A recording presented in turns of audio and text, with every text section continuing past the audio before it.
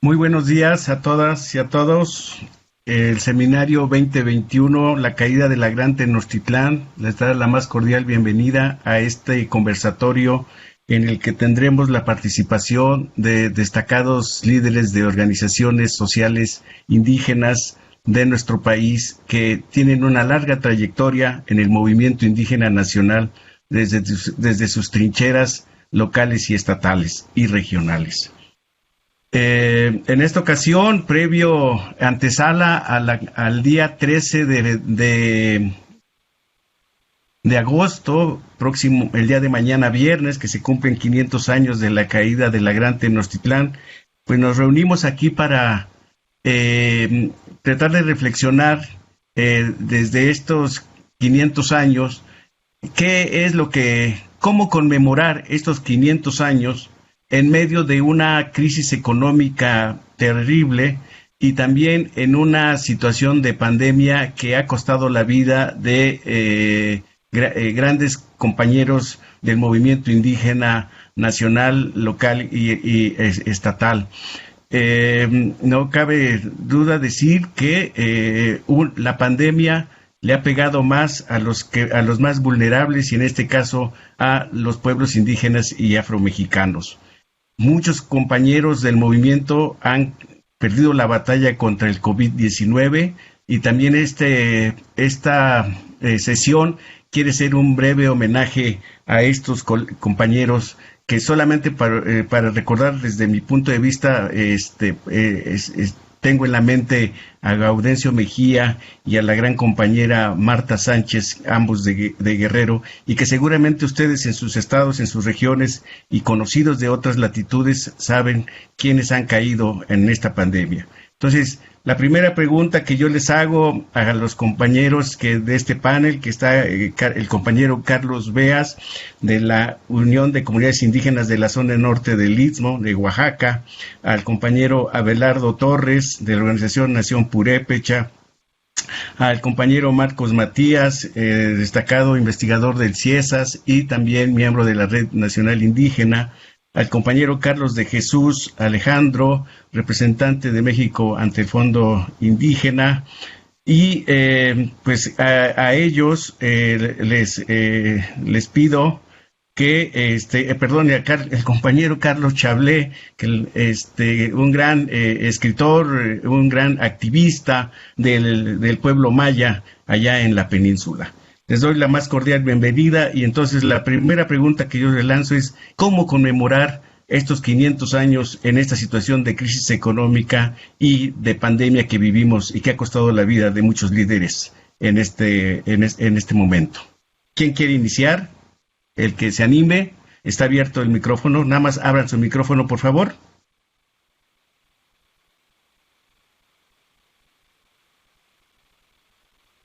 A ver, Veas. Bueno, democráticamente, buen día a todos, a todas, agradeciendo la invitación, maestro Sarmiento, un saludo a los tocayos, a Carlos de Jesús, a Carlos Chablé, a Abelardo, y a los demás compañeros que están en este panel. Bueno, pues hablar de conmemoraciones en esta fecha, en estos días es muy difícil. De hecho, yo creo que honrar la memoria de estos 500 años de resistencia es precisamente luchando.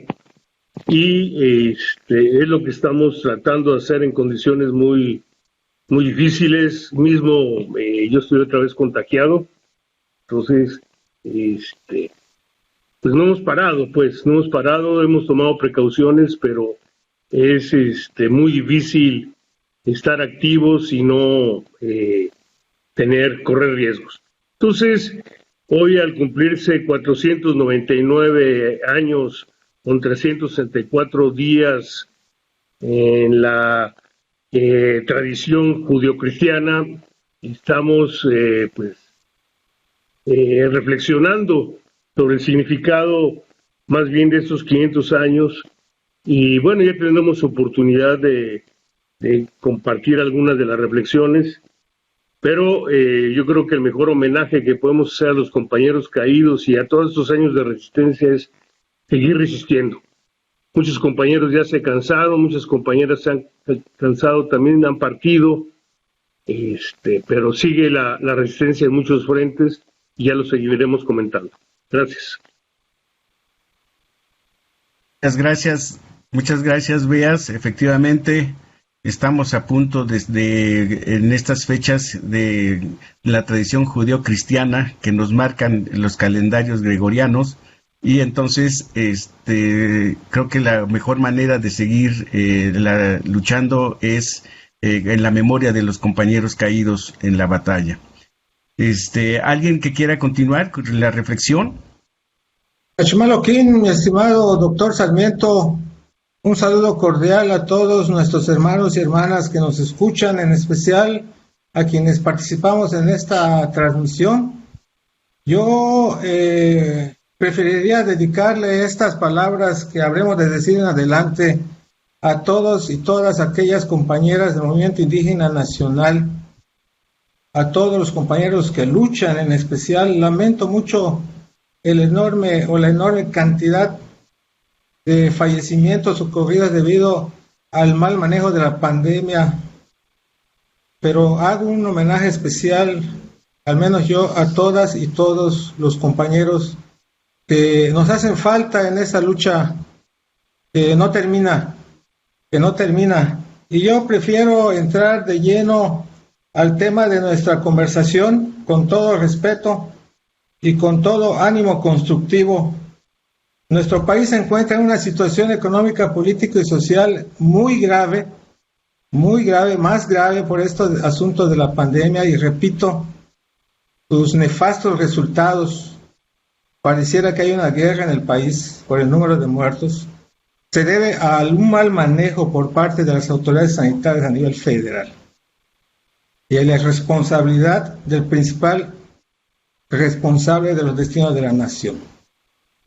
Encontramos una situación de inmovilidad precisamente por ese contexto sanitario.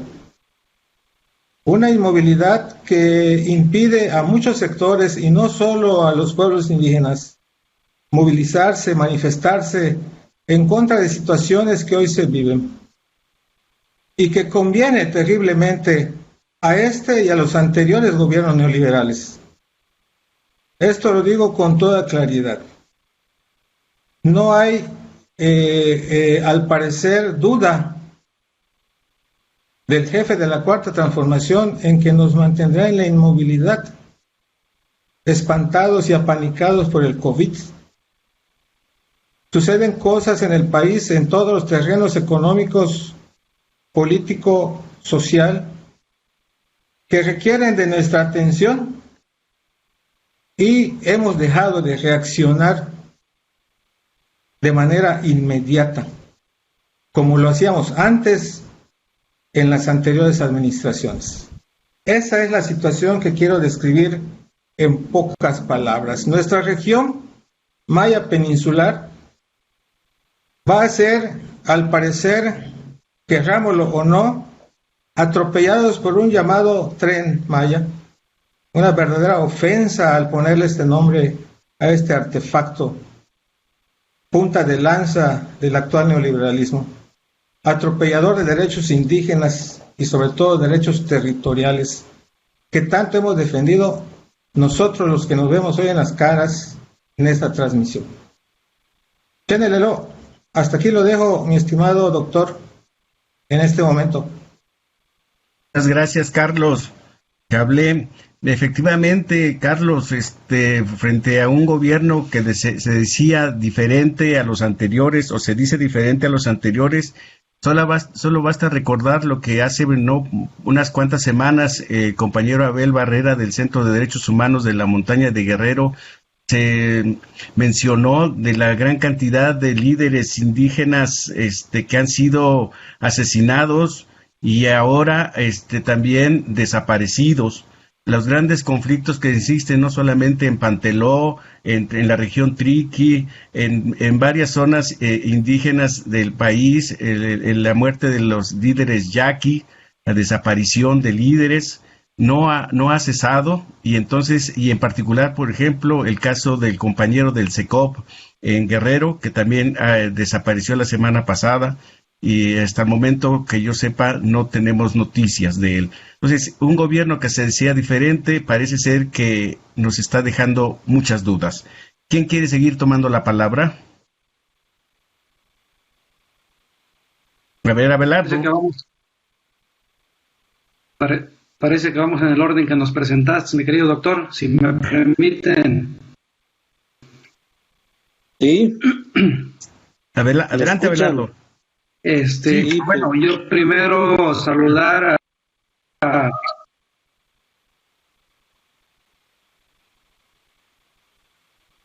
ver, ¿quién? Adelante, Manuel Largo, me espero. Muchas gracias.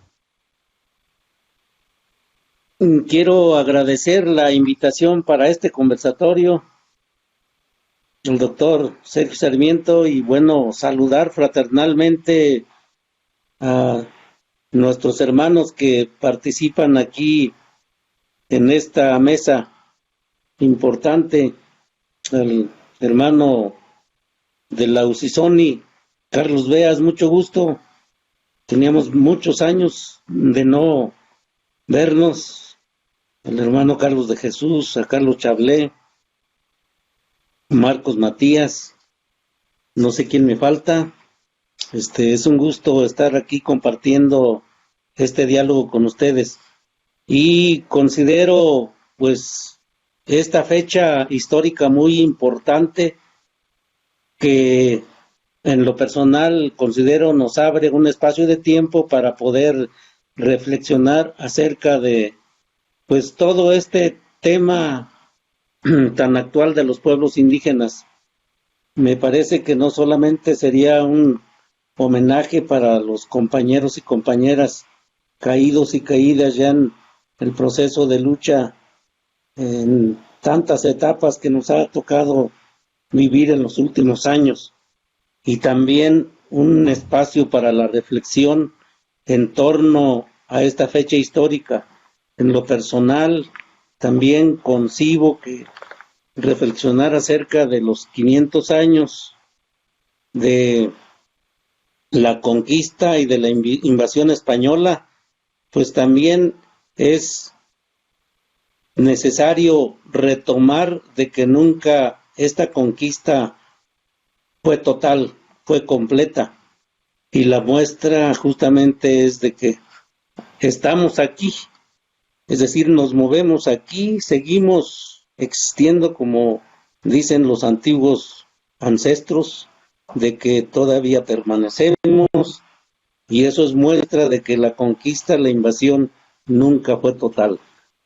Pero también considero que sí se requiere retomar también esa memoria histórica de lo que ha pasado de la invasión hasta el momento actual, con una mirada que pudiéramos decir un poco más integral, más dialéctica, porque podemos decir que a 500 años de conquista y de invasión, pues también ha habido 500 años de lucha y resistencia, y esa parte es la que quisiéramos volver a retomar con mirada más analítica, más dialéctica, más científica, más metodológica, para ver justamente qué es lo que podemos o cuál sería el nuevo papel nuestro como líderes, como organizaciones, como pueblos o como comunidades. Una parte importante que quiero señalar justamente es de que se requiere reorganizar y fortalecer los movimientos indígenas desde lo local hasta lo nacional, y que esta parte sería, digamos, una estrategia muy importante para hacer frente también a la actual pandemia. Sí es necesario no solamente la atención, sino principalmente la prevención, y en esta parte hemos quedado muy rezagados en estas dos cuestiones, tanto en la prevención como en la atención de la pandemia. y como efecto de esta misma, pues ya hemos sufrido más que nada la pérdida de varios compañeros. Yo creo que aparte de Gaudencio Mejía, por mencionar a un compañero de Guerrero con el cual tuvimos la fortuna de conocernos en los 90, pues se han perdido también muchas vidas locales, muchas vidas regionales que no han tenido tal vez la presencia o de alguna manera la identificación a nivel nacional, como ha pasado con varios de nosotros que todavía tenemos pues la fortuna de estar en este mundo. Y considero que el mejor homenaje justamente es buscar el reencuentro. Ahora tenemos también la pérdida de nuestra hermana Guerrero, que pues recién nos acaba de dejar y que pues fue una compañera muy reconocida en el ámbito estatal, nacional e internacional, la compañera Marta Sánchez Néstor. Y de igual manera pudiéramos seguir hablando de algunos otros compañeros, como de los desaparecidos, como de los secuestrados, los amenazados, etcétera, que el mejor homenaje que pudiéramos realizar en nuestra opinión, en mi opinión sobre todo, es de volver a insistir en fortalecer los lazos de comunicación, la relación de encuentro a nivel local, estatal y nacional, justamente para buscar la mejor manera o las mejores alternativas de fortalecer el movimiento indio a nivel nacional. Creo que ese es el papel que considero yo deberíamos seguir buscando. Me parece que los esfuerzos que están realizando los compañeros de la UCISONI, el compañero Carlos de Jesús, a través de sus equipos de trabajo ahí en el estado de Guerrero, y sobre todo el espacio que se tiene en el FILAC, pues son espacios que también se tienen que aprovechar para poder seguir fortaleciendo más que nada el desarrollo de los pueblos indígenas. Ahí quiero cerrar mi participación.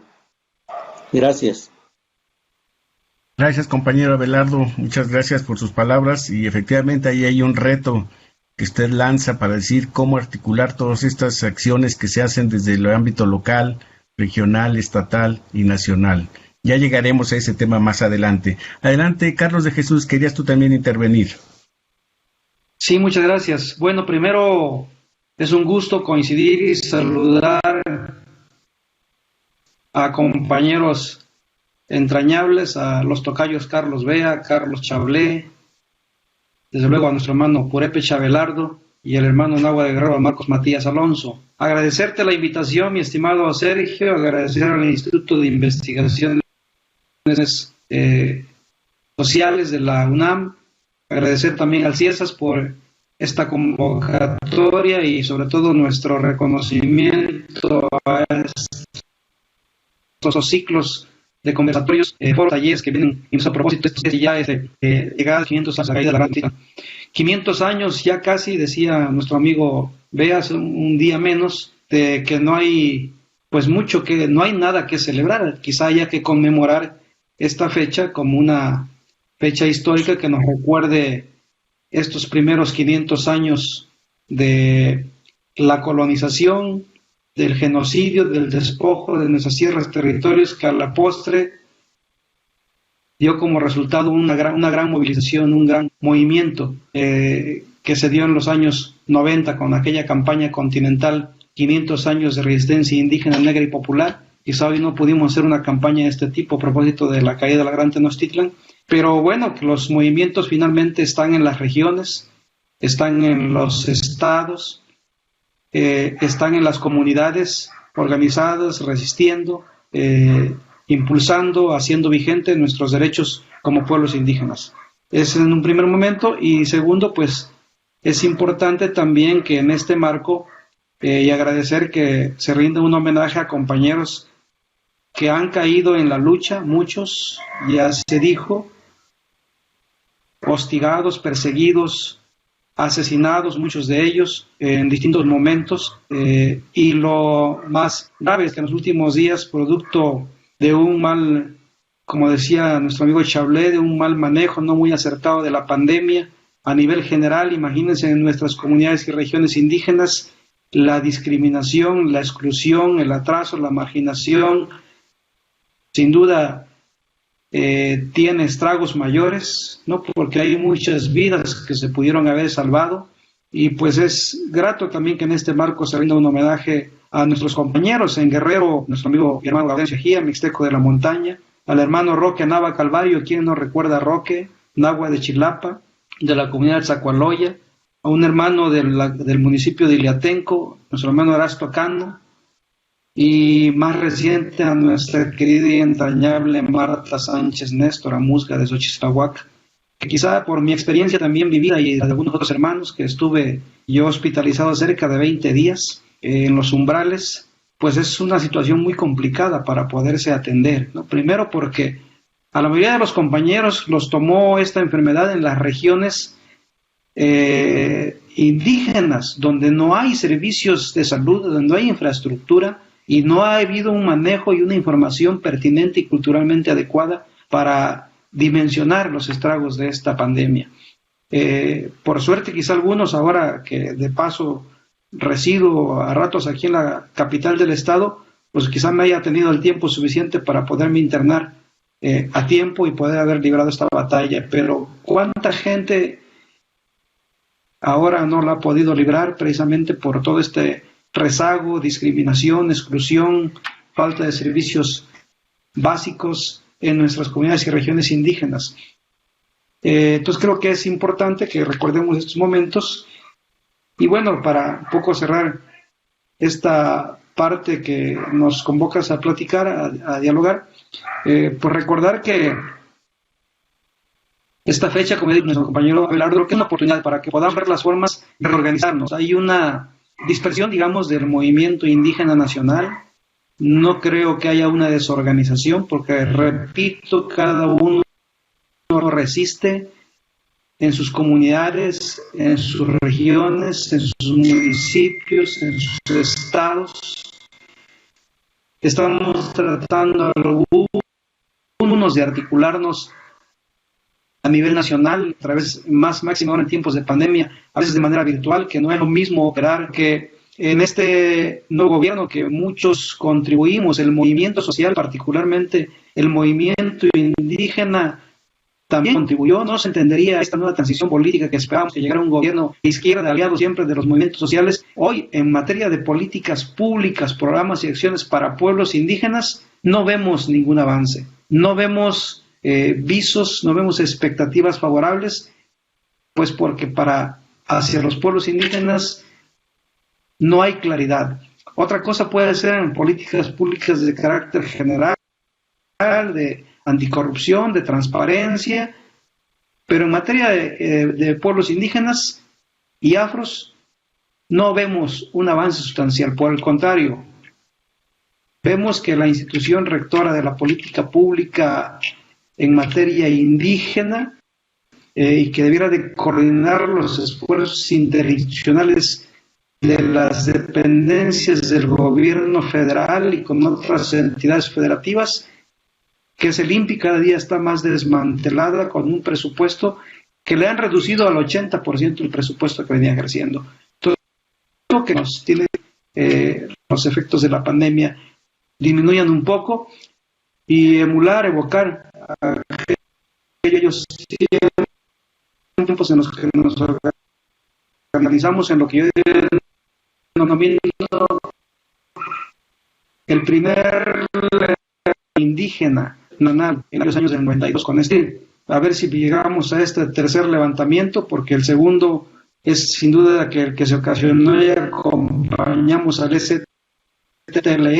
No nace el movimiento, no da indicación de la lucha social con la pandemia del 94, no, nace en los años 90, producto y con los antecedentes de las organizaciones ya que se venían creando desde los años 80, y sin duda el 94 fue un parteaguas y fue un segundo levantamiento armado que no solamente que lo inicia en el STLN, pero tiene el acompañamiento pleno del movimiento indígena nacional, ¿no?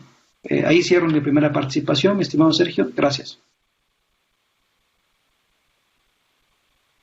Muchas gracias, Carlos de Jesús. Marcos Matías, adelante. Hola, buen día.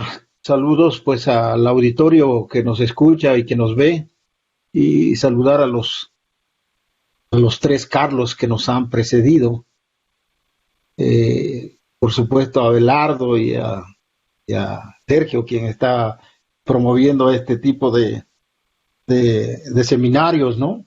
Siempre le digo de broma a Sergio que pues a veces nos detenemos en la historia y le digo, ¿cuándo nos regresamos al siglo XXI? Venimos muy lento, pero siempre es recomendable. Mis maestros, la gente con la que yo he tratado, siempre me ha sugerido que es bueno reflexionar y analizar de dónde venimos, dónde estamos y hacia dónde vamos, ¿no? Que estas tres palabras encierra hacer un repaso a la historia, al presente y al futuro, ¿no? Es decir, hacia dónde están los desafíos, ¿no? Pero echemos un vistazo a la historia, ¿no? Yo el primer homenaje que quiero hacer con estas palabras es al abuelo Cuauhtémoc, ¿no?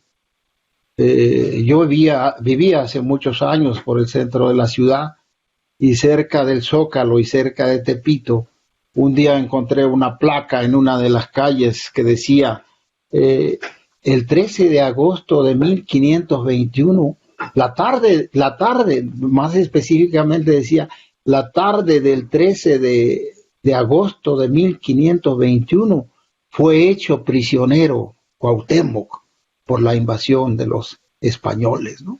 Es decir, estamos en la víspera de este acontecimiento histórico que marcó un agravio terrible para la gran civilización de los mexicas, la gran civilización de los aztecas de hace 500 años, ¿no?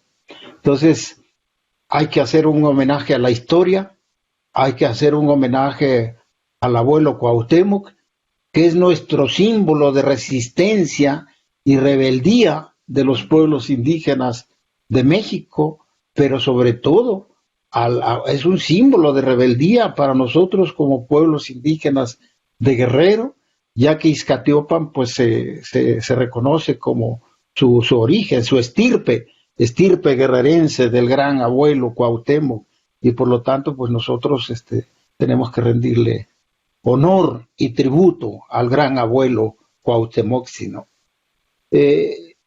Hace 500 años, también es bueno recordarlo, la catástrofe poblacional por las epidemias en el siglo XVI, ¿no? Los españoles trajeron el sarampión, trajeron la viruela, trajeron la tuberculosis, ¿no? Y en este choque epidemiológico perdieron la vida miles de hermanos indígenas desde aquella antigüedad, ¿no? La estadística señala que en el siglo XVI, en este corte histórico del que estamos hablando, había en promedio 8 millones de pueblos de origen indígena, ¿no? 8 millones. Y al término de la brutal invasión había disminuido a 1.2 millones. Es decir, el 90% de la población había sido diezmado por las epidemias, por la guerra, por la esclavitud y por el trabajo forzoso, ¿no? Hoy, en el siglo XXI, vuelve a presentarse otra epidemia. No estamos hablando ya de la viruela ni del sarampión, pero estamos hablando de estas epidemias del siglo XXI que azotan a toda la humanidad, ¿no? Han perdido la vida indígenas, pero también no indígenas, mexicanos, y ha perdido la vida gente rica y gente pobre, ¿no? Aunque quizá la parte más dura la han resentido los pueblos indígenas, ¿no? Entonces, en este repaso de la historia, podemos pasarnos mucho tiempo reflexionando estos hechos que de alguna manera nos traen a la vida presente, ¿no? Por ejemplo, cómo pensar de la ideología de Juan Ginés de Sepúlveda, que desde aquel viejo tiempo discutían que si los indígenas eran animales o seres humanos, ¿no? Que eran unos bárbaros, que eran unas bestias y que no eran inferiores a los españoles. Esta ideología de Juan Ginés de Sepúlveda sigue presente en este tiempo, por ejemplo, de alguien que ha pasado por universidades como Cuadri. No recuerdo el nombre de Cuadri, pero no vale la pena tampoco recordar su nombre. Pero, digamos, esa ideología de Juan Ginés de Sepúlveda, del desprecio a los pueblos indígenas, sigue presente en mucha ideología de intelectuales, de académicos, de gente que sigue imperando el racismo en este siglo XXI, ¿no? Es decir, hay muchos acontecimientos históricos de aquel viejo tiempo que no se han borrado totalmente en la historia moderna. Por ejemplo, el genocidio. Ya, hace algún tiempo había académicos como el ilustre León Portilla, que hablaba del encuentro de dos mundos. Y nosotros como pueblos indígenas siempre hemos hablado de una invasión brutal y que no podemos celebrar ni festejar una efemérides que fue sembrada por sangre de nuestros antepasados, ¿no? Entonces, pero también tenemos que reivindicar grandes pensadores que no coincidieron con el pensamiento de Juan Ginés de Sepúlveda, ¿no? Por ejemplo, Bartolomé de las Casas, ¿no? Y qué conexión histórica pudiera tener con Bartolomé de las Casas, con un gran hombre como Samuel Ruiz.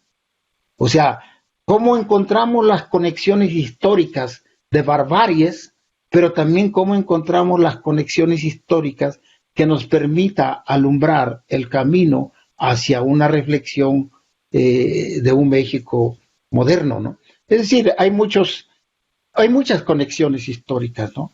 Pero la historia de México está llena de agravios, ¿no? Agravios históricos, agravios contemporáneos, y los agravios no terminan, ¿no?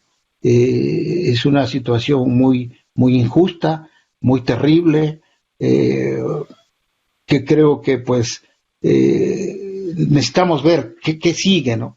El Estado mexicano se prepara a hacer varias celebraciones el día de mañana, ¿no? Y seguramente en ese marco de celebraciones, y aquí valdría la pena también reflexionar la negación del perdón de los españoles hacia las barbaries y las brutalidades que cometió, no solamente en México, sino varios países de América Latina, que hicieron el pillaje de los españoles hacia lo que ellos le llamaron la conquista. Sergio, creo que debemos también de discutir cuál es la posición de nosotros como pueblos indígenas ante la rendición de cuentas de los españoles, de los europeos. ¿Basta con pedir perdón? ¿Necesitamos exigir justicia? ¿Necesitamos que se reparen los daños? ¿Reparar los daños y exigir la indemnización de todo el oro, de todas las riquezas que se llevaron de México hacia España? En fin, en ese repaso de la historia, solamente un brochazo de carácter muy general, y colocarnos al presente y ver lo que está pasando ahora, ¿no? Pero el hilo de la historia nos ayuda pues también a no perdernos en las telarañas de una conmiseración o de una justificación y una exigencia de libertad, ¿no? El día de ayer o antier presentaron un libro de Enrique Semo sobre estos temas, que la caída de la Gran Tenochtitlan, y Héctor Díaz Polanco hizo una una consideración que a mí me pareció muy relevante y yo lo quiero poner en esta mesa, ¿no? Dice que los pueblos indígenas de hoy somos hijos de la resistencia, somos hijos de la rebeldía, somos hijos de los levantamientos que han ocurrido en toda la historia de México desde el siglo XVI hasta la actualidad. Entonces, son varios temas, Sergio, y pues en esta primera ronda, un poquito para incitar también a la reflexión de los compañeros, y al público sobre estos temas que ya en la siguiente parte ya me quiero venir al presente, pues. Muchas gracias, Marcos. Justamente acabas de poner algo en la mesa que es muy importante y que ha sido motivo de una gran discusión de cómo de cómo fue la llamada conquista y que se dio aparentemente o relativamente con cierta facilidad en virtud de las disputas que había entre los mismos pueblos indígenas, ¿no? O sea, muchos en contra de los mexicas, pero también no basta, no es suficiente decir eso, porque al interior de ese periodo histórico se nota que también había una gran diferencias internas en los pueblos indígenas. No eran lo mismo los mixtecos que los zapotecos, que los zamuzgos. Cada uno tenía su propia lógica y algunos resistieron, otros supieron negociar, otros aceptaron la imposición, no sin resistir antes de desaparecer, pero hay todo un conjunto de acciones, no solamente la resistencia, sino también la negociación. Los pueblos indígenas también han sabido adaptarse y negociar a lo largo de los 500 años. Entonces, el asunto es trasladando esa discusión que se hace con respecto a los 500 años en 1521, lo traemos ahora porque ya también lo sacó a Abelardo, es decir, cómo el movimiento indígena también hoy está atomizado, está en sus regiones, no hay una unidad en este momento. ¿Cómo resolver esta situación? ¿Cómo enfrentarla? ¿Cómo analizarla? ¿Quién quiere entrar? ¿Beas? Adelante, Beas. Sí, bueno, primero saludé, ahora te olvidé de saludar a Marcos. Matías, un saludo, maestro, no lo había visto en la pantalla, pero ya lo veo. Bueno, yo creo que el abordaje histórico es fundamental, y en ese sentido creo que crecimos con la narrativa histórica de los vencidos, de una conquista, de la superioridad técnica europea, pero creo que la historia que se ha construido, o la historia oficial que se ha construido en este país, está en función de los intereses de los poderosos. Y en ese sentido, pues la primera construcción que hacen es que la derrota del imperio mexica, que no azteca, eso hay que aclararlo, una equivocación histórica considerar como exclusivamente aztecas a los mexicas,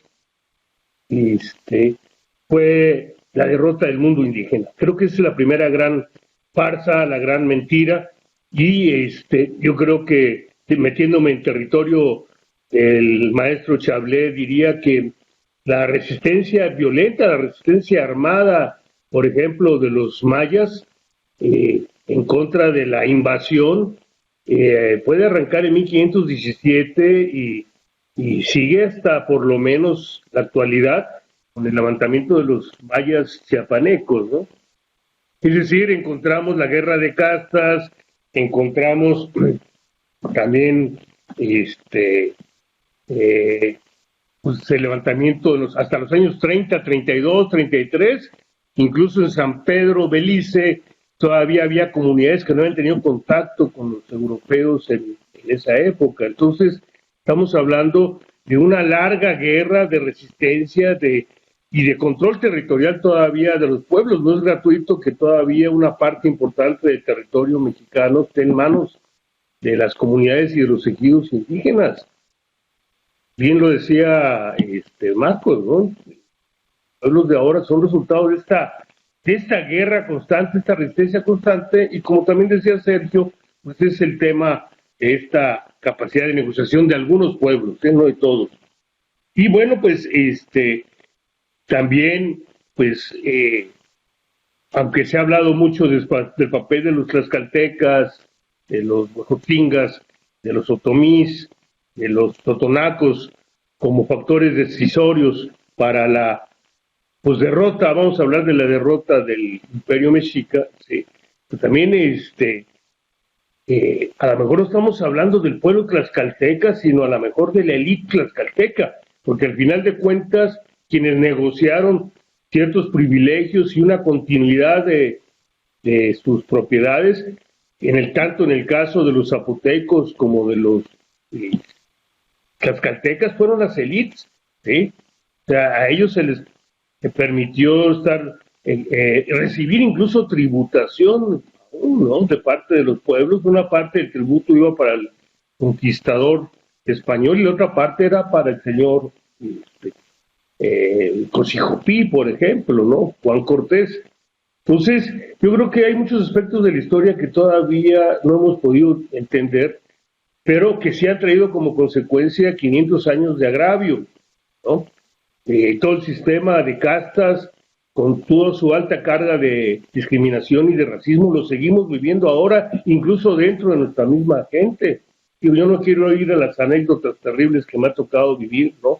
Cuando la compañera mixteca Nusabi se va a la ciudad y se pinta el pelo para regresar de rubia, desconocida y exótica a su propia comunidad. Entonces, hay un manejo importante de cómo las élites, ¿sí? El caso de Conín, de los otomís, también cómo cede a cambio de algunos privilegios. Eso lo tenemos que ver porque al final de cuentas muchas de las sociedades prehispánicas eran sociedades jerarquizadas ya. Existían valores de comunalidad, pero en Mesoamérica la mayoría de los pueblos tenían ya una estructura jerarquizada con intereses muy particulares de las clases dominantes, ¿no? Aquí en ese sentido es importante también ver que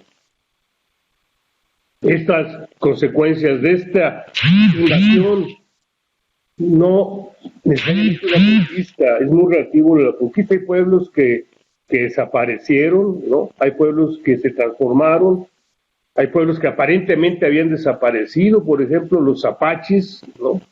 Ahora estoy encontrando que hay una comunidad apache cerca de Ciudad Juárez, ¿no? Entonces, yo creo que toda esta reflexión no nos debe llevar a ir a visitar una maqueta que me parece de una forma muy grosera de parte de la Cuarta Transformación de recordar estos 500 años, ¿no? Me parece que es importante entender que hay una resistencia, que no hubo derrota total, pero que hay una profundísima fragmentación del movimiento indígena. En los años 90 y hasta el 2006 logramos más o menos caminar de manera articulada, pero también tenemos que ser autocríticos. Una parte del movimiento metió al mundo de los partidos políticos, ¿no? Yo recuerdo alguna reunión que estuvimos en Michoacán hace muchos años, donde después de un larguísimo viaje nos encontramos en la mesa a un montón de diputados del PRD en ese momento y dijimos, este no es nuestro lugar, ¿no? Esos son los factores que ha debilitado al movimiento. Otro de los factores que lo ha debilitado también es que estamos luchando contra enemigos muy poderosos de manera muy fragmentada. Estamos luchando contra enemigos, por ejemplo, en el caso del corredor interoceánico, pues no solamente es el gobierno de la Cuarta Transformación, que es igual que el de la tercera involución, de la segunda involución, imponiendo proyectos desde fuera. Aquí tenemos la carga ya más grave de que los pueblos, las mismas comunidades están divididas por la política, la intromisión de Morena, ¿no? Entonces, es muy difícil volver a acuerparnos si en lo local estamos divididos. Y es lo que realmente ocurre en todos lados, ¿no? En todos lados, parte del papel de los nuevos, no sé si hablar de los nuevos malinches, ¿no? Es la de provocar esta división que ha debilitado y debilita la resistencia. Yo creo que estamos enfrentando una nueva invasión con toda esta lógica de expansión del capital y ahora muchas veces instrumentado por pues una narrativa de que primero los pobres, ¿no? Esa narrativa también de marginación, es falsa la marginación, no existe ni marginalidad ni marginación, existe despojo, existe abusos, ¿no? Y bueno, pues y para concluir este punto, yo creo que se tiene que retomar, hablando de homenajes, de conmemoración por esos 500 años, se tienen que retomar los esfuerzos unitarios, como decía nuestro compañero Abelardo, ¿no? Ver cómo podemos reconstruir un movimiento nacional, pero un movimiento nacional autónomo, independiente, que no esté sujeto ni a los dictados de la selva, y es otra de las cuestiones que yo creo que tenemos que reflexionar, ¿no? Ni tampoco a los dictados del Sugar Daddy de Palacio Nacional, ¿no? O sea, yo creo que tenemos que revalorar muchos de los movimientos. Surgimos hacia los años 70 y 80 y nuestra bandera era una movilización independiente de partidos, de iglesias, de gobierno. Yo creo que es una condición. Volvernos a acuerpar. Hay muchas iniciativas, eso es importante a nivel regional, a nivel local, donde se está tratando de fortalecer los valores de la comunalidad. Estamos viviendo con la pandemia y la crisis o las crisis que trae alrededor, estamos viviendo una crisis civilizatoria, donde el individualismo, donde la competencia, donde los intereses particulares han prevalecido y están llevando al planeta a la destrucción total. A mí me parece que se requiere de levantar la voz, una voz que reivindique los valores del apoyo mutuo, del asambleísmo, de la horizontalidad, nuestros maíces, de los cultivos tradicionales, de los valores del apoyo, ¿no? Y el reconocimiento también a los derechos de nuestras compañeras que tenemos que reconocer han sido sojuzgadas también. Yo creo que frente a esta crisis civilizatoria, los pueblos indígenas de México y del mundo tienen la oportunidad, la obligación y el deber de salvar al planeta. Soy muy extraño, muy fuerte, con una propuesta de comunalidad, ¿no? Con una relación diferente entre las personas y la madre tierra. Hay muchas cosas más que decir, trato de sintetizar mi idea en esto. Hay que caminar juntos, hay un horizonte claro y es el momento. Gracias. Gracias, Beas, muy certeras tus comentarios. Es necesario la rearticulación, el asunto es cómo y desde dónde. Hay muchas iniciativas, cómo articularlas. Abelardo, tienes la palabra, por favor. Muchas gracias, doctor. Pues justamente retomo algo que inicié o comenté muy rápidamente al principio de mi primera participación, pero a estas alturas de los 500 años de conquista y de invasión occidental, considero justamente que ese rescate, esa investigación, ese análisis de la historia de los pueblos indígenas se tiene que hacer con mirada india.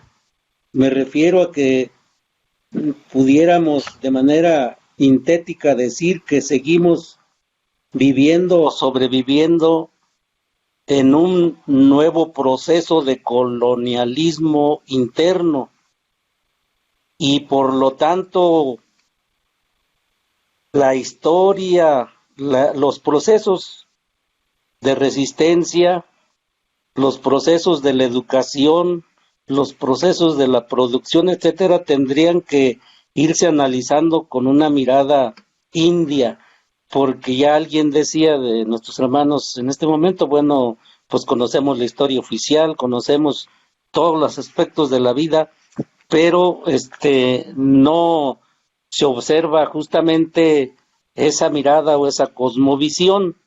Por eso en ocasiones también hemos repetido modelos, pensamientos, etcétera, pues que no son indios o no son indígenas, sino son copias de los modelos de Occidente. A eso me refiero, a que tendríamos que ir revisando pues varios aspectos, y afortunadamente que hay una ventaja en donde contamos con una amplia gama de profesionales de origen indígena, ¿sí? Historiadores, ingenieros, lingüistas, etcétera, por mencionar algunos, pero que no deberíamos caer al estilo del pensamiento de Gabriel Cuadri, por ejemplo, ya lo mencionaba Marcos. Entonces me refiero a que, por ejemplo, en este análisis de qué pasó con la conquista hace 500 años, bueno, pues solamente voy a dar así de manera muy suelta algunos datos. Leyendo a México Profundo, ahí se mencionaba que se calculaba la existencia de alrededor de 25 millones de indígenas en el momento de la conquista en lo que ahora es México. Y 60 años después, esa población indígena se redujo en un 90%, debido justamente a la guerra pues impuesta por la conquista, la invasión, las enfermedades y la esclavitud. Y solamente quienes sobrevivieron a ese proceso, a esa etapa de exterminio, pues fueron los indígenas que se remontaron a las sierras, a las montañas, a las barrancas, de donde nosotros pues somos originarios, en donde no había minas de oro, donde posiblemente las tierras no eran fértiles porque los principales valles de los ríos pues, fueron acaparados por los invasores. Entonces, esa parte es, digamos, un resultado de esa conquista. Lo otro es de que en estos 500 años, pues, se ha tenido también una serie de movilizaciones desde siempre. Por eso yo hablo de 500 años de resistencia y de 500 años de invasión y conquista. Ahí voy a mencionar el estudio de la doctora Alicia Barabas, que hace justamente un análisis de los movimientos indígenas, sobre todo del sureste. En varios estudios, bueno, de ellos habla pues de los movimientos, de las causas y de los efectos ahí, justamente en estos movimientos antes de la independencia. Y yo buscaba algunos trabajos en relación a los purépechas, casi no hay, pero encontré uno del doctor Felipe Castro Gutiérrez de Movimientos Populares en la Nueva España. Justamente la conclusión es de que todos estos movimientos locales durante 300 años sirvieron para acumular las fuerzas que dieron el impulso al movimiento de la guerra de independencia, pero fueron movimientos totalmente aislados, justamente porque la condición y situación de quienes se identifican como pueblos indígenas en el momento de la conquista, pues no eran digamos, no era igual, pues había tantos pueblos y por lo tanto tantos pensamientos, no podíamos hablar de una sola república, de una sola nación, y eso es lo que todavía tenemos como efecto, es decir, los 68 pueblos indígenas y sus variantes que aún permanecemos o existimos en el actual México, tenemos también distintas historias, distintos pensamientos, no totalmente igualitarios, y que eso es justamente lo que tenemos que encontrar actualmente para ver o para encontrar cómo articular estas fuerzas. Yo sigo señalando desde lo local a lo regional, estatal y nacional, buscando retomar principios que hemos dejado de lado, como por ejemplo la cuestión plural. No podemos estar descalificando tanto. Claro que no podemos ser tampoco tan plurales totalmente, pero habría que ir buscando ahí cómo condicionar la participación de todos. Hay muchos pensamientos, hay muchos liderazgos, hay nuevos movimientos, hay nuevos procesos autonómicos, por ejemplo, que tendrían que verse justamente con esa mirada de cómo encontrar. Recuerden que estamos hablando de un proceso de unidad y la unidad se construye, no se da por decreto. Entonces ahí es donde pienso que tendríamos que enfocar este tipo de esfuerzos, retomando lo que señalo, un análisis de lo que ha pasado con los distintos movimientos. Yo coincido también con nuestros hermanos ahí que están ahorita en esta mesa, de que el esfuerzo más grande, con mayor nivel de conciencia, fue durante los 90, 91, 92, hasta el 96 más o menos considero que se tuvo el esfuerzo mayor, y me parece que tendríamos que ir buscando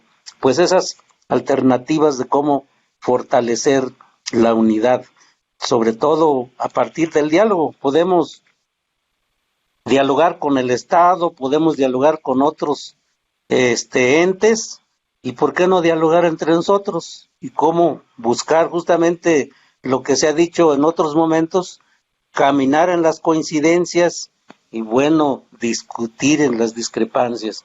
Sería mi participación. Gracias, Abelardo. Chablé, tienes la palabra. A ver, ¿cuál es tu reflexión en torno a esto? Gracias, mi estimado doctor. Pues efectivamente, como dice el compa Beas, no hubo derrota de los pueblos indígenas con la caída de Tenochtitlán en 1521. Ya comentó él mismo que aquí en la península de Yucatán fue hasta 1944 cuando cae, o más bien cuando se logra iniciar la colonización en Bacalar, lo que hoy es Quintana Roo. Esto es un proceso de resistencia que iniciamos en 1517 y no concluye. Sus partes más álgidas fueron la de Caneque en 1761 en el centro de la península. Luego le siguió la mal llamada Guerra de Castas, el gran levantamiento maya de 1847. 1933, el enfrentamiento de nuestros abuelos y abuelas contra los huaches en Tzulá, Quintana Roo, hoy. 1976, uno de los más grandes operativos policíacos militares contra el pueblo maya en Chemash, Yucatán. Es una historia de resistencia muy larga que no termina, que cobra nuevas formas en la forma y en el tiempo de los mayas, decimos por acá. Efectivamente, una manera grosera de la Cuarta Transformación conmemorar estos 500 años. No esperábamos esto de quienes hablan de una real transformación, pero esta actitud grosera, despótica, autoritaria, antiindígena, antimujeres, antiniños, antiancianos, antimedio ambiente, depredadora de lo que hemos protegido durante 500 años. Aquí tenemos la reserva biosfera de Siancán gracias a la Guerra de Castas o al levantamiento maya de 1947. Y así en cada región indígena existe la gran biodiversidad, una gran riqueza natural, precisamente porque son regiones en resistencia. Entonces, esta actitud grosera del nuevo régimen neoliberal, continuador de los anteriores, pues es facilitada por nuevos malinches. Estoy de acuerdo totalmente con mi hermano Beas. Facilitada nuestra desarticulación como movimiento indígena nacional por los nuevos malinches que facilitan la invasión a nuestros territorios con grandes megaproyectos depredadores en Oaxaca y en el sureste. Ya los mencionó también Beas. Por supuesto que se requiere de una articulación como la que logramos en los años 90 con el Consejo Mexicano de Resistencia Indígena, 500 años, resistencia indígena negra y popular. que cada región se pudo sumar y articular este movimiento.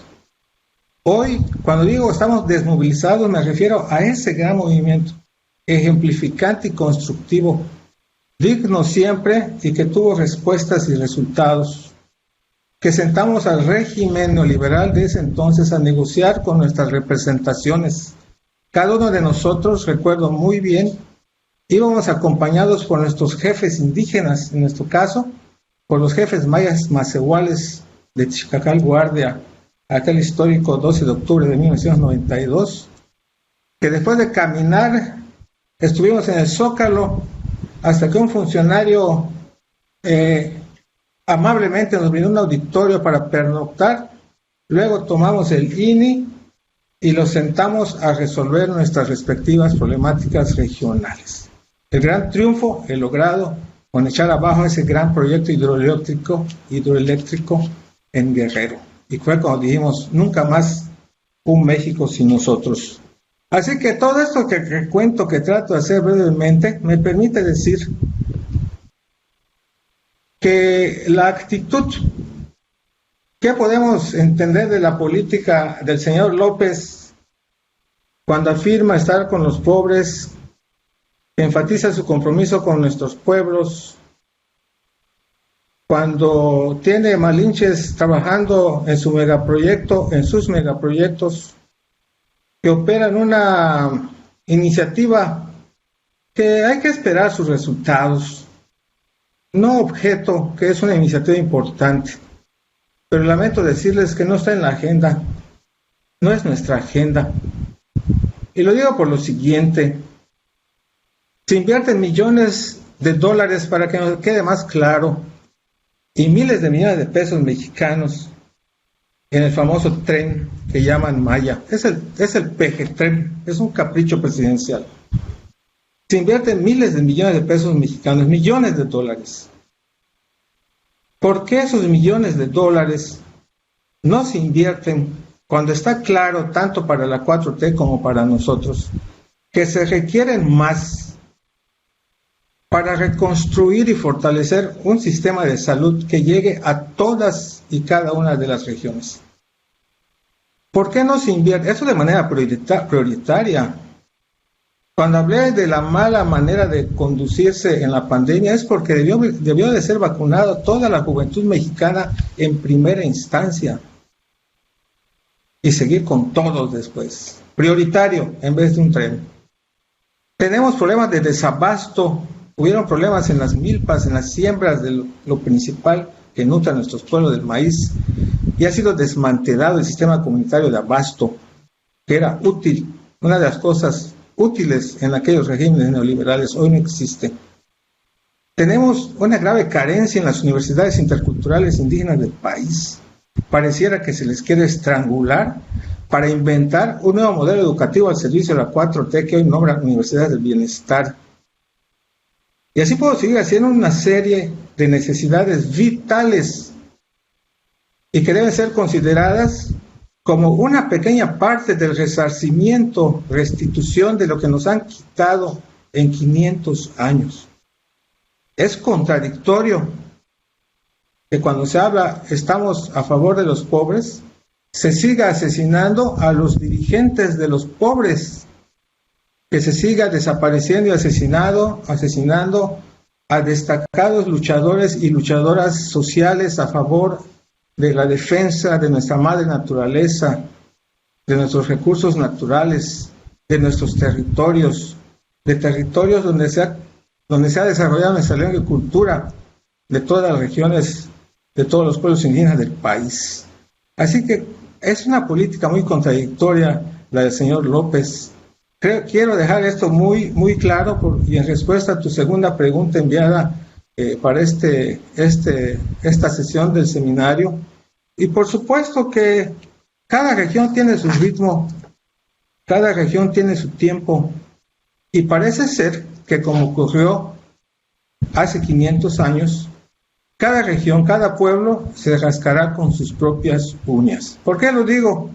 Porque cayó Tenochtitlán en 1521, en un día como mañana dicen que cayó, pero la resistencia continuó en regiones que hoy la historia registra como la Gran Guerra Chichimeca, que registra también como esa enorme resistencia que duró más de 40 años en esa región de Zacatecas, hoy estado de Zacatecas y estados circunvecinos. Es una región, fue una región en resistencia.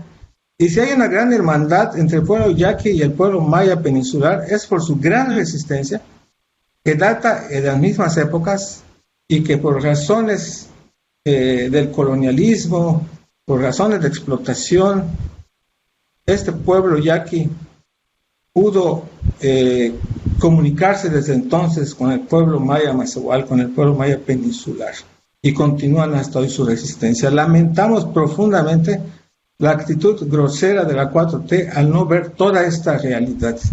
Ser omisos ante lo que está pasando en Chiapas, tan claro está lo que ocurre en Chiapas, la ausencia del Estado y la ausencia con eso digo todo, de la ausencia del Estado y la gran presencia de la delincuencia.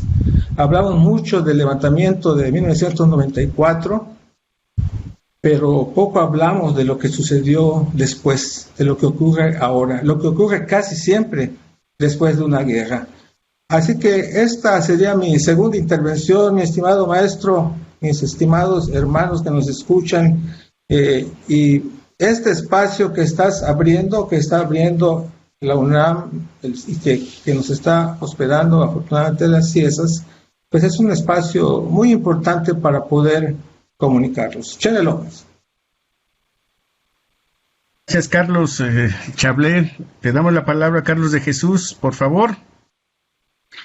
Gracias, mi estimado Sergio. Bueno, pues igual suscribo lo que han comentado los hermanos Carlos Beas y Carlos Chablé, y yo creo que habría que reescribir la historia, porque la historia hasta ahora la conocemos con la visión de los vencedores hacia los vencidos. Creo que había que decir muchas cosas. También, hasta ahora tenemos la historia y la visión de que cayó un gran imperio, cayó la gran Tenochtitlan, narrada desde los vencedores, y cuando algunos historiadores recogen de que el grueso del ejército conquistador no eran precisamente los españoles, había una gran composición y un gran número de guerreros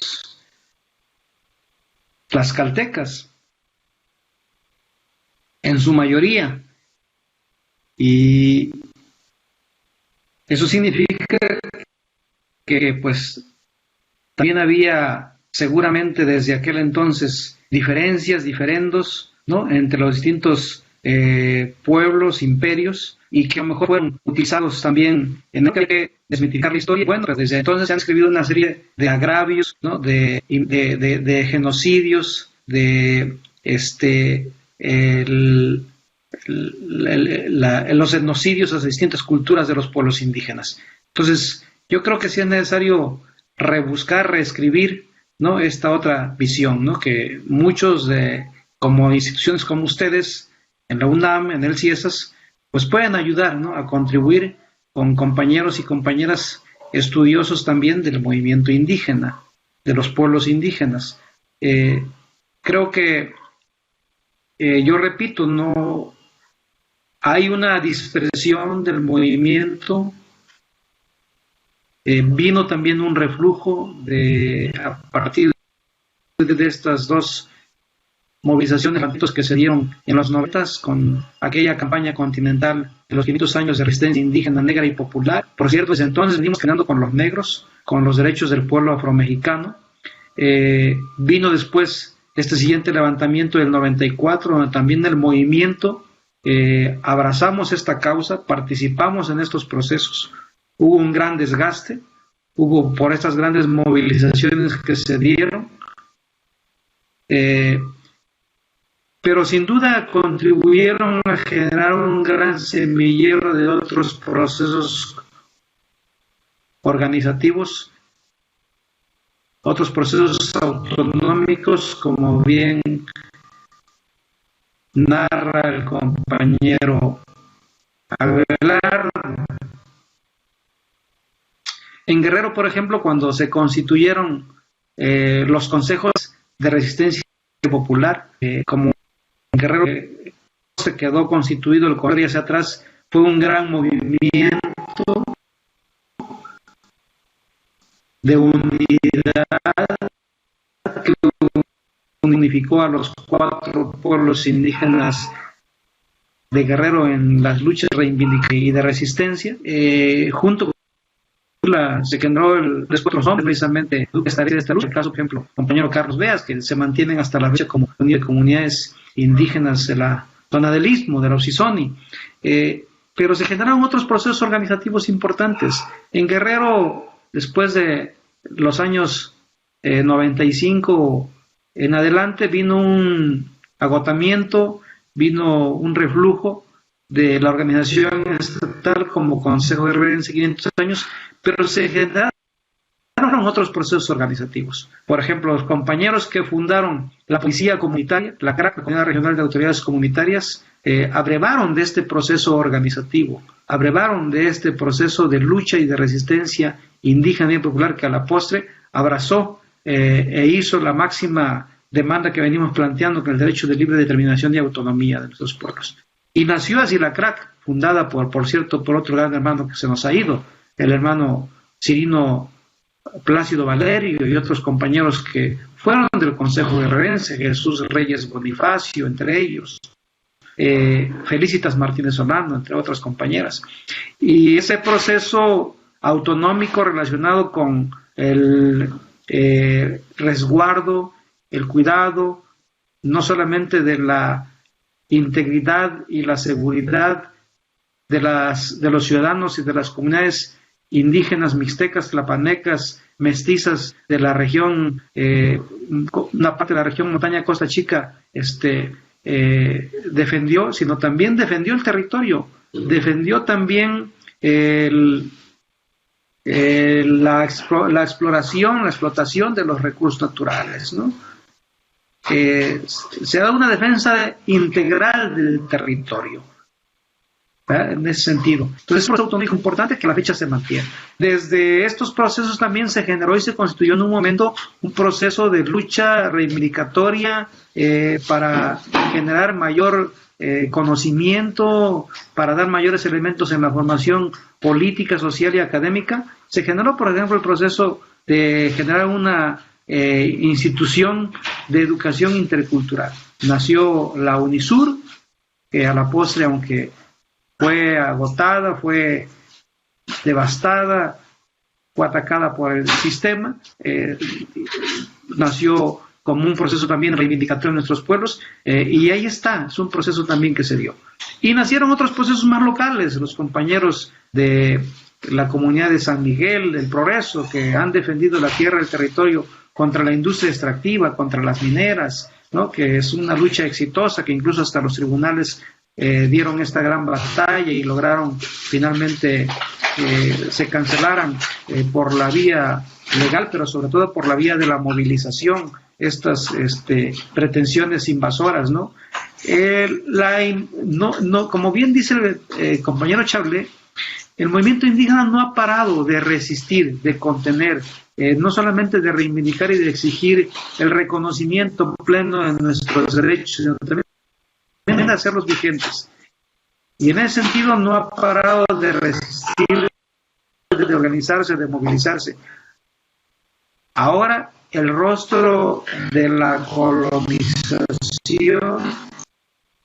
el rostro de la invasión, el rostro del saqueo, el rostro del genocidio, el rostro del robo de la tradición ha cambiado de cara en estos tiempos neoliberales. Ahora son las grandes naciones que nos están viendo con tantos proyectos y megaproyectos que están atentando contra nuestras tierras y territorios con la complicidad de las autoridades gubernamentales de nuestro país, ¿no? Entonces, somos los que están y yo creo que son tiempos que nos debemos poder rearticular. Creo que hay de rearticularnos, respetando la gran diversidad de movimientos, que también es diversa y plural, respetando las formas, los estilos, los principios, los métodos de lucha que cada organización tiene. Pero yo creo que hay temas fundamentales que nos unen, ¿verdad? Que nos unen. Hay una agenda común. ¿Qué es esta agenda? De seguir reivindicando nuestros derechos como pueblos indígenas, de seguir defendiendo nuestras tierras, nuestros territorios contra estos nuevos rostros de invasión y de colonización, de seguir empujando, ¿verdad?, muchos de nuestros derechos que existen y que son comunes y que los abrazamos todos, no hay diferencias al respecto, ¿no? Creo que deberíamos empezar a explorar esta posibilidad con todos estos liderazgos que ahora ya hemos transcurrido, algunos somos veteranos, pero hay nuevas generaciones, hay nuevos liderazgos, hay jóvenes que vienen empujando atrás fuerte, y yo creo que habría que ir transfiriendo esta estafeta. Y creo que la academia, que al mismo tiempo han sido también aliados, acompañantes del movimiento social y del movimiento indígena y negro en particular, como ustedes desde la UNAM, como otros desde el CIESAS, como otros desde la UPN, como otros de diversas universidades, de diversas instituciones académicas, pudieran también ser actores que propicien el encuentro y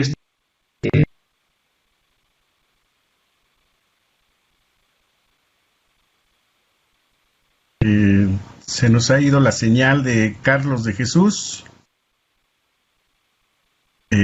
Te damos la palabra, Marcos Matías. Gracias. Bueno, ¿me escuchan? Sí, Marcos. Carlos, se fue tu señal. Adelante, Marcos. Bueno, pues espero que no me hagan sabotaje y que me escuchen. Me gustaría tratar de responder lo que tú preguntabas, Sergio, un poquito para regresar al hilo de la discusión, ¿no? Primero hay que tener claro que el 13 de agosto de 1521, digamos, entre comillas, sucumbió Tenochtitlan, pero solamente Tenochtitlan, ¿no?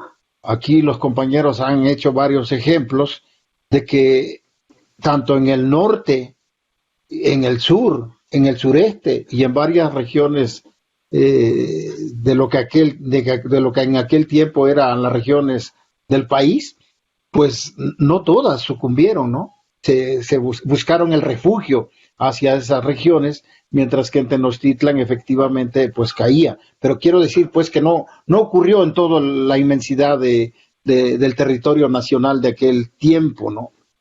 Y también reiterar, creo que también ha sido explicado por los compañeros, que yo no sé si llamarle la semilla de la división del siglo XVI, no sé con qué manifestaciones logra persistir hasta estos días, ¿no? Pero lo que sí es cierto es que la caída de Tenochtitlan nunca hubiera ocurrido sin la alianza de Hernán Cortés, con los texcocanos y con los tlaxcaltecas y con los culocaneses y otros pueblos que decidieron hacer la alianza con los españoles, ¿no? Es decir, Tenochtitlan jamás hubiera sucumbido si no hubiera sido por la alianza de Hernán Cortés en este caso con los texcocanos y con los tlaxcaltecas, que ellos pues permitieron esta alianza, pues como alguien decía aquí, con la negociación, con la conversación, con el diálogo, con lo que haya sido, ¿no? Pero la historia ha demostrado que esa alianza se dio, y ahí está, ¿no? La pregunta sería si esa semilla que se sembró en aquel tiempo, en el siglo XVI, persiste hasta nuestros días, ¿no? También reiterar lo que aquí ya se ha dicho, que nuestra historia, la historia de los pueblos indígenas, está llena de levantamientos, de sublevaciones, de rebeliones ante el sojuzgamiento español, ¿no? Es decir, y aquí también habría que agregar que también los negros, los afros, también se incorporaron a estos movimientos de rebeldía hacia el sistema español, hacia el sistema colonial, ¿no? Entonces, por ejemplo, en Guerrero, ahora cada vez se habla más de los yopes, ¿no? Es decir, ¿quiénes son los yopes? ¿Quiénes fueron los yopes en el estado de Guerrero? Y hacia dónde se tuvieron que refugiar para poder sobrevivir y poder resistir la conquista de Hernán Cortés hacia las playas de Acapulco, ¿no? Como alguien aquí también decía, ¿por qué los pueblos indígenas están en Metlatónoc, en Cochuapa el Grande o en Malinaltepec? Uno cuando transita estas montañas tan de la Sierra Madre del Sur, te preguntas, bueno, ¿por qué se vino hasta acá nuestra gente? Bueno, pues nadie se fue allá por gusto, ¿no? Fueron orillados por estas guerras, por estos exterminios, por estos genocidios, y hacia allá se fueron nuestra gente, ¿no? La rebeldía de los yopes, la rebeldía de los negros, de los pueblos afros en la Costa Chica de Guerrero, pues ha estado persistiendo todo el tiempo, ¿no? En síntesis, hay una capacidad de resistencia, hay una capacidad de sobrevivencia, hay una capacidad de adaptarse a los cambios. Varios indígenas del siglo XVI se transformaron en campesinos en el siglo XVII, en el XVIII, y volvieron a resurgir como pueblos indígenas en el siglo XX, en el siglo XXI. Por eso es que la historia de México no puede explicarse sin los combates de los pueblos indígenas y de los pueblos campesinos, que son los mismos que le dieron libertad a México, ¿no? Muchas gracias. Así es, en este conversatorio hay comentarios en los que dicen que faltan algunos actores en ese 1521, el papel de las mujeres y el papel de los afros, ¿no? Pero seguramente que será motivo de otra mesa que estaremos programando en el futuro inmediato. Para ir cerrando este conversatorio, yo les propongo la siguiente reflexión. Hay nuevas generaciones de jóvenes ya con estudios superiores.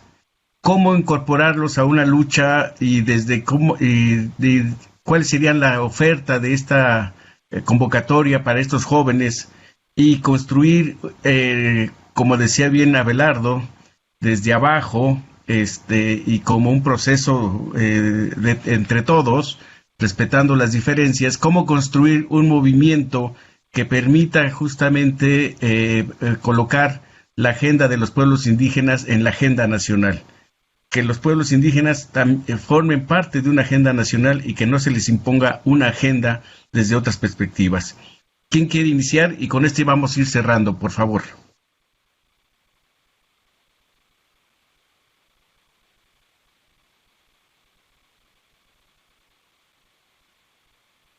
¿Quién?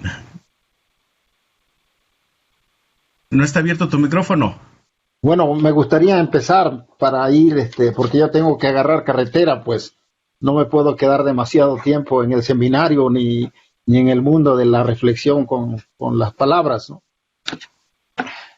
En primer lugar, yo creo que las nuevas generaciones ya están pidiendo a gritos que nosotros tengamos movilidad, ¿no?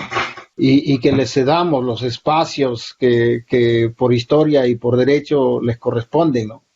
Yo he conocido ONGs de pueblos indígenas que llevan 20 o 30 años en sus direcciones, ¿no? Son una especie de dictaduras comunitarias que no han querido, no han tenido la voluntad de ceder el mando, la dirección a las nuevas generaciones, ¿no? Pero también en el mundo del Estado, del gobierno, también necesita a las nuevas generaciones en los espacios del ejercicio de poder, ¿no? El ejercicio del poder político, del poder ejecutivo, del poder legislativo. Las nuevas generaciones están llamadas a ocupar los espacios que las ONGs tienen que cederles, pero también los espacios hacia el poder legislativo, hacia el poder ejecutivo. Hoy las nuevas generaciones, esto que a nosotros nos da trabajo meternos, yo aquí tengo a mi nieto cerca de mí para que me socorra en cualquier emergencia en esta cuestión técnica, ¿no? Nosotros no fuimos educados para las nuevas tecnologías, ¿no? Yo no sé hablar inglés, ni francés, ni italiano, ni nada, pero las nuevas generaciones ya vienen preparados con nuevos idiomas, con nuevas tecnologías y con una nueva visión del mundo que les va a permitir continuar con la sobrevivencia, con la resistencia y que tengan capacidad de adaptarse a los cambios y sin romper nuestras culturas tradicionales, ¿no? Dentro de estas nuevas generaciones emergen las mujeres, ¿no? Emergen las mujeres, de verdad, yo creo que en los últimos 10 o 15 años, digamos, el fenómeno más fuerte que ha ocurrido en el país es la persistencia tan grande de las mujeres, ¿no? Las mujeres, en mi pueblo, por ejemplo, a las mujeres no las dejaban entrar, en los 60, los 70, no las dejaban entrar a discutir temas de gobierno comunal, ¿no? Y ahorita más de la mitad de las asambleas está dominada por las mujeres, ¿no? En Naciones Unidas están las mujeres, en el movimiento de las ONGs están las mujeres. La mujer indígena ha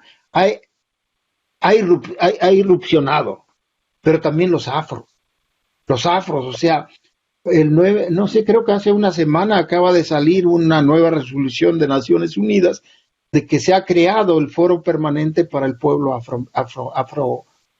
no le llaman afroamericano, o el pueblo afro, pues, ¿no?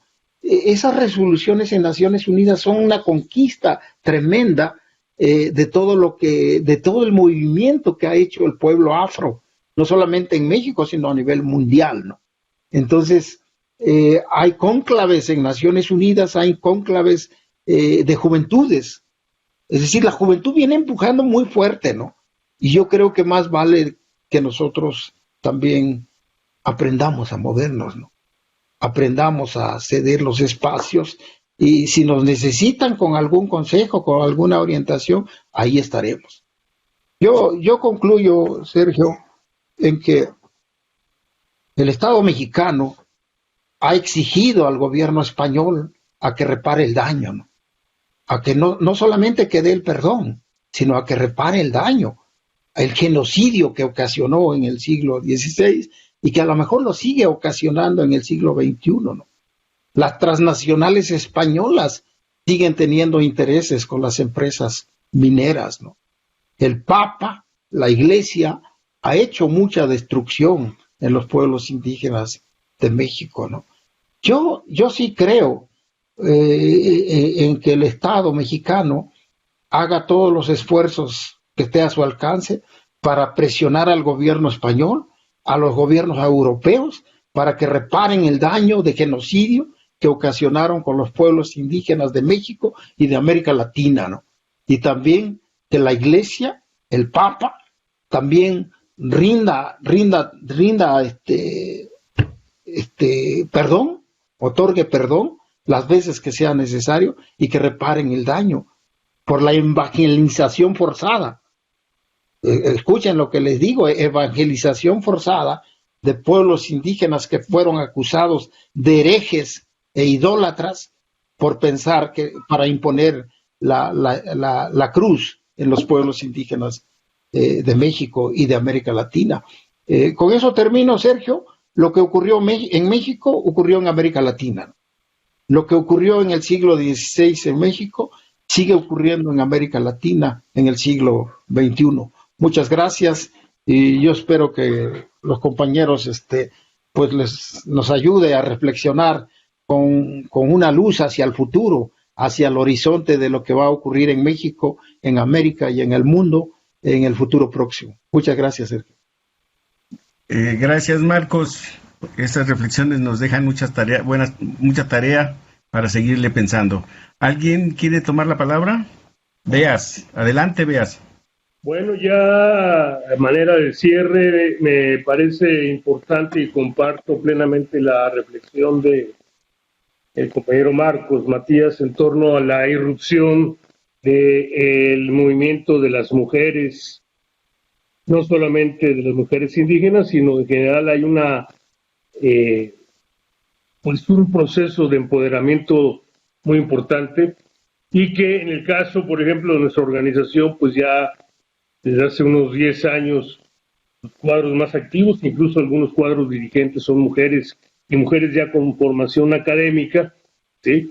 Una formación técnica también, aunque pues todavía hay muchas resistencias en las comunidades para aceptar este cambio cultural, ¿no? Después de tantos años de sometimiento, las mujeres jóvenes están ocupando cada vez lugares de mayor importancia dentro de los espacios de decisión comunitaria y de decisión regional. Entonces, yo creo que uno de los elementos importantes que han surgido en esos años son las iniciativas educativas. En Oaxaca, pues tenemos ya más de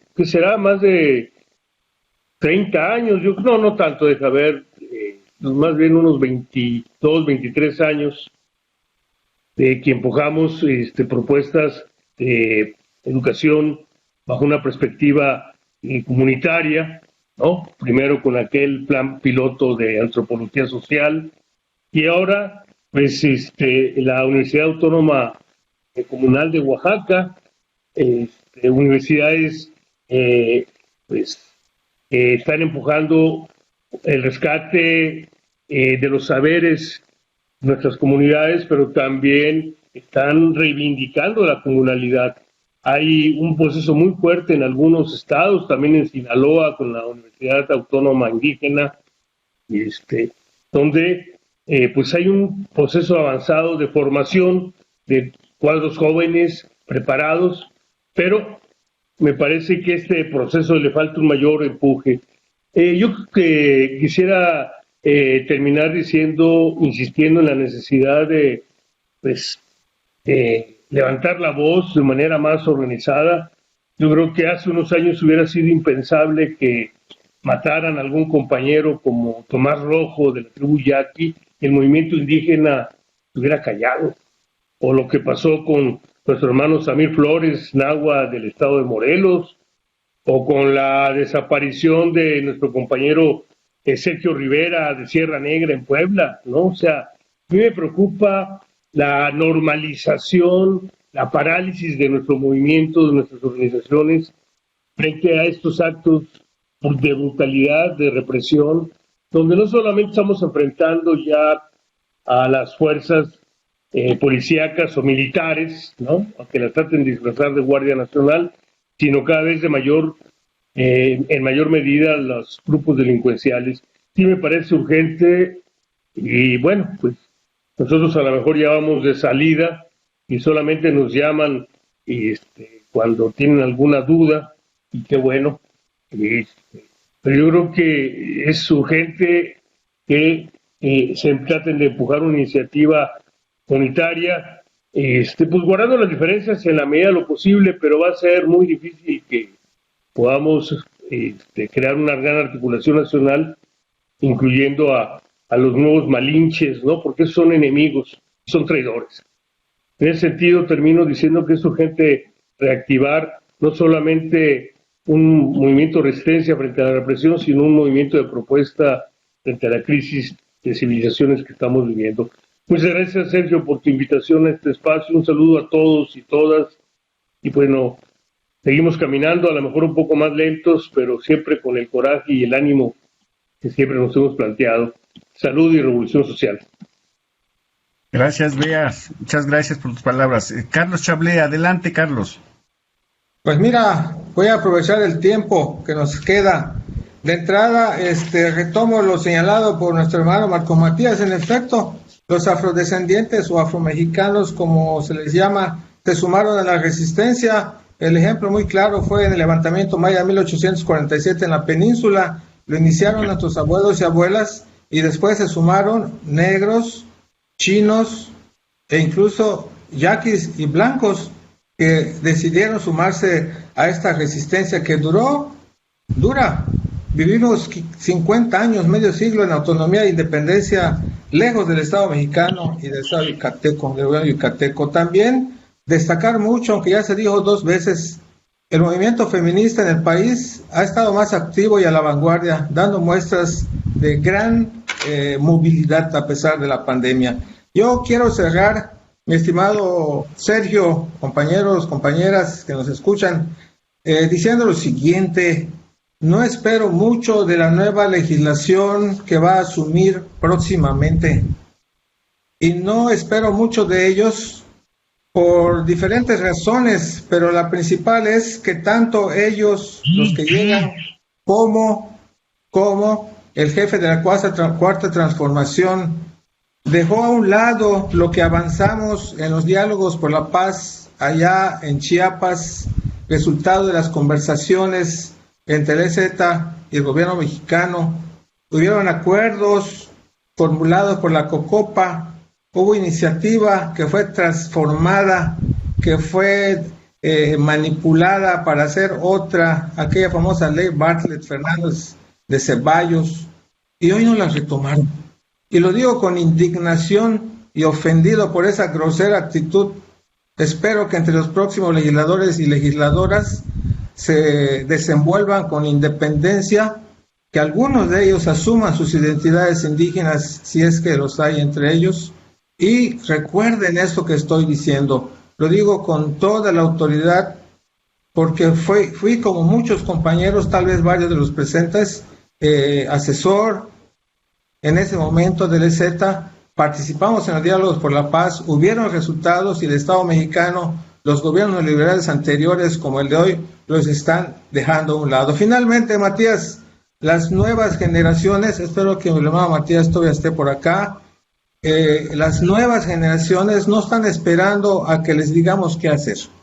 Tanto en la región peninsular, y estoy seguro y he visto que en otras regiones indígenas del país, la resistencia se está demostrando de otras maneras. Hay destacados creadores de arte y cultura en la península de Yucatán, literatos, poetas, músicos, danzantes, teatreros, que están dando continuidad a esta resistencia y que están haciendo gala de su orgullo por nuestra identidad, en este caso maya macehual, que trasciende las fronteras, que se va a otras regiones del país y del mundo. Eso es lo que quería decir. No están sentados a esperar a hacer las cosas. Lo están haciendo, están creciendo como movimiento. Son jóvenes y jóvenes orgullosos de su identidad y continuadores de la resistencia. En otros términos, en otras formas, pero lo siguen. Continúan el trabajo de los abuelos y de las abuelas. Tenelelo, Dios Botitex, muchas gracias, mi estimado doctor, a ti y a tu público, a CIESAS y a la UNAM. Gracias, Carlos Chablé. Estamos en el tiempo. Abelardo, por favor. Gracias, doctor. Pues solamente también para dejar aquí algunas preocupaciones.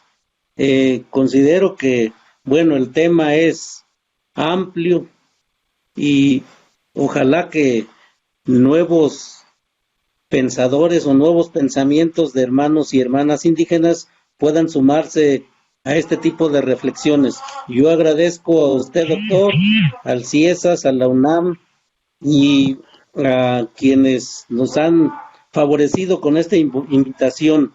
Y quiero dejar pues algunas preocupaciones que serían las siguientes.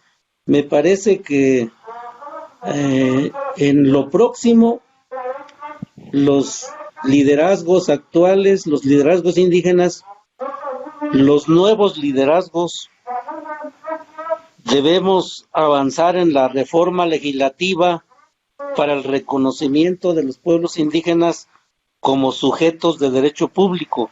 Es una cuestión pendiente que requiere de bastante precisión, pero también de organización y fortalecimiento para poder,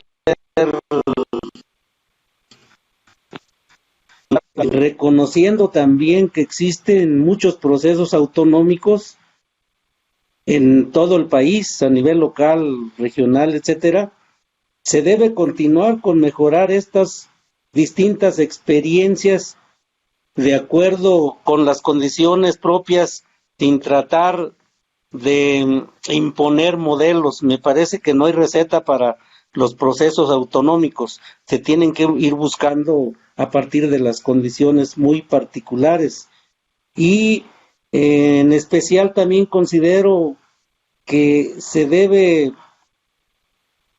articular los distintos movimientos mediante una agenda común a partir de lo local, a partir también de las situaciones que enfrentan compañeros, hermanos, hermanas, como serían las mujeres, los niños, las niñas y los migrantes indígenas, entre otros, que me parece que también tienen que estar considerados ahí. Y por último, me parece una cuestión muy concreta, muy actual, es de que se debe aprovechar los avances de las nuevas tecnologías, lo que le llaman las TICs, para fortalecer los movimientos y en especial para la formación de cuadros. Creo que sería en este momento parte de mis aportaciones. Y nuevamente agradezco la presencia de los hermanos de Carlos Beas, de Marcos, Carlos Chablé y Carlos de Jesús. Estamos a sus órdenes. Muchísimas gracias, doctor Sergio. Muchas gracias, Abelardo. Muchas gracias por tus palabras. Cerramos con Carlos de Jesús. Carlos, adelante. Gracias, A ver si todavía... Sergio. Espero me escuchen. ¿Me escuchan? Creo que he tenido algunas fallas en el audio. Sí te escuchamos, aunque no te veamos. Sí te escuchamos. Adelante, las últimas palabras.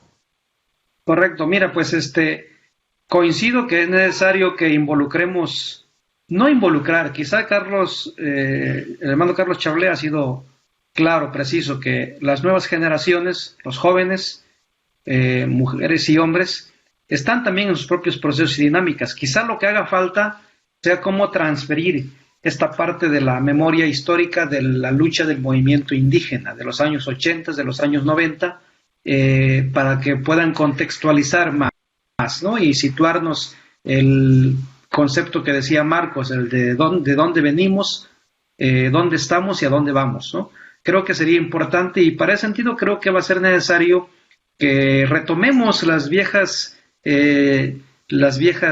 métodos que teníamos de tallerear, ¿no? Los compañeros, las organizaciones, de convocarnos a foros de intercambio, de luchas y de agendas que antes lo hacíamos constantemente. Yo recuerdo que Carlos Bea nos invitaba constantemente a una serie de encuentros que se daban en el Istmo, en su momento, con la lucha que ellos estaban entablando. Creo que hace falta a lo mejor provocar ese tipo de intercambios, de talleres, de foros. Hay una serie de foros, de seminarios, de talleres, diplomados que algunas instituciones vienen impulsando, que creo que también son importantes, donde la mayoría de los jóvenes se van involucrando. Pero sí hace falta, yo creo que poder transferir de manera más completa esta memoria histórica de la lucha del movimiento indígena, en lo local, en lo estatal, en lo nacional, en lo continental y en lo internacional, porque ha habido una incidencia en todos esos niveles.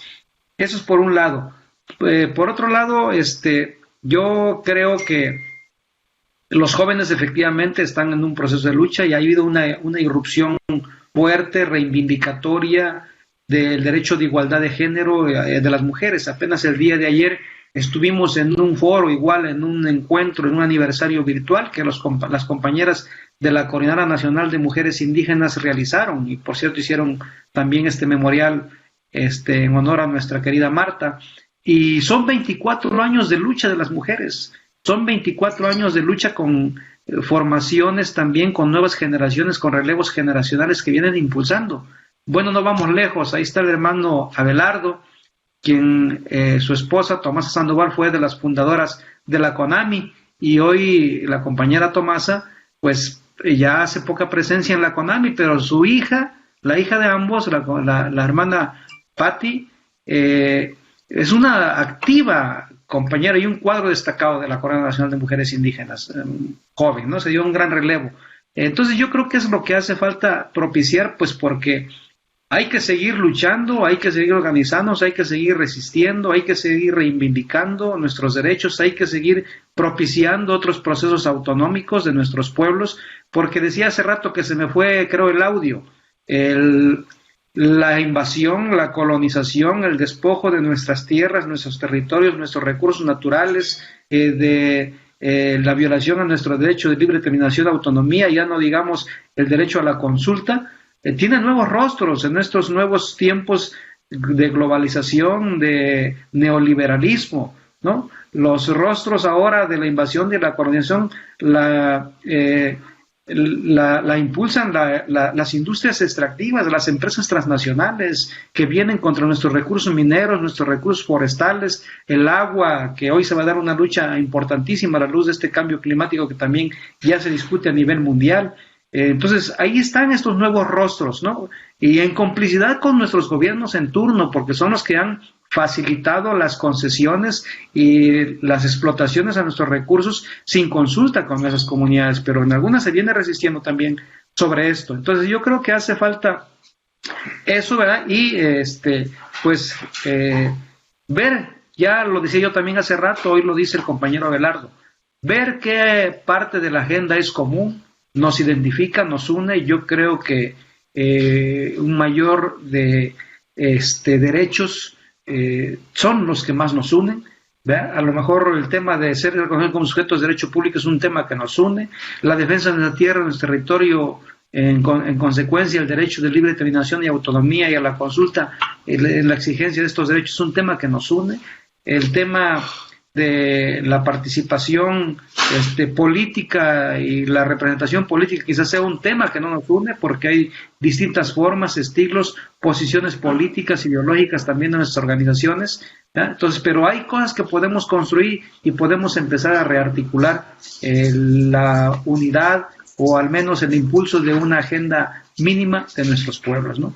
Hoy hay un gran reto, algunos hay amplias expectativas, algunos tenemos nuestras reservas, todavía no estamos totalmente convencidos, pero hoy se está impulsando, por ejemplo, el tema de la reforma constitucional en materia indígena y afro, ¿no? Que genera posturas a veces encontradas, ¿no? Pero ahí está, yo creo que hay que empujarla. Yo también tengo mis reservas de que la propuesta de reforma pueda pasar. Si no pasaron los acuerdos de San Andrés, a que a la postre eran compromisos gubernamentales con el movimiento indígena, acompañando el movimiento indígena, la STLN en su momento en el 96, y que devino en la traición de los acuerdos de San Andrés y en no aprobar la ley de la Cocopa de aquel entonces, que era un techo mínimo como pueblos, y a pesar de que era un techo mínimo, la terminaron mutilando, solamente nos reconocieron como entidades de interés público. Ahí está, ahora pues igual, no tenemos quizás amplias expectativas de que esta reforma pase, porque ahí están ya los cabilderos seguramente en la Cámara de Diputados y en el Senado, los cabilderos de las empresas transnacionales, de este nuevo rostro de invasión y de colonización, prestos para impedir, comprar conciencias, sobornar, corromper a los legisladores para no aprobar esta reforma constitucional. ¿Qué es lo que tenemos que hacer? Pues a lo mejor valorar cómo le podemos entrar también a defender a este proceso, ¿no?, de lucha. En fin, hay muchos retos, hay muchos temas, la agenda es amplia y ojalá pudiéramos tener el acompañamiento. Y decía yo también hace rato que ojalá instituciones académicas, investigadores que también se volvieron activistas en muchos momentos, como el caso de ustedes, yo bien recuerdo a ti, a Sergio, a Joaquín Flores desde la UAM y a otros compañeros que estuvieron ahí acompañando este proceso de lucha reivindicatoria de los 500 años de resistencia indígena negra y popular.